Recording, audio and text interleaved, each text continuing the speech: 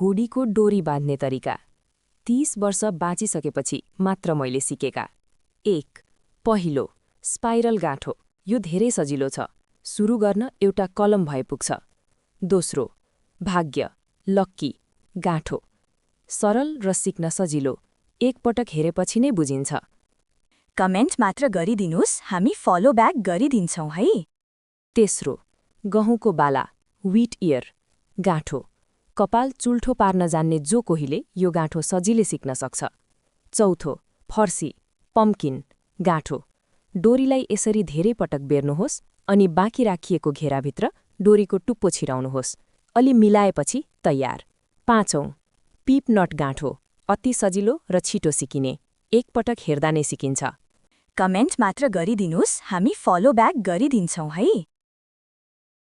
छैठौं, धनुष, बो, गाँठो। 2वटा औँला भए पुग्छ, सजिलै बनाउन सकिन्छ।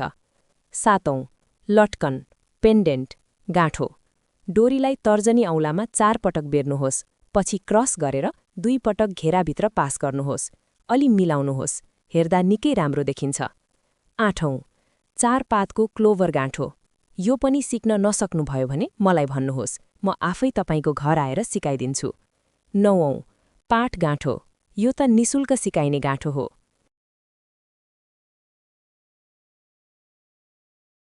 10औं, पेडल गाँठो।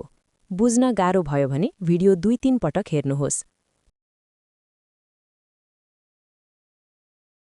11औं, रुई गाँठो। यो पनि धेरै सजिलो छ।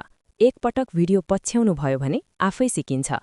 यदि अहिले सिक्न सक्नु भएन भने भिडियो सेभ गरेर राख्नुहोस्। फुर्सदमा हेरेर सजिलै सिक्न सक्नुहुन्छ।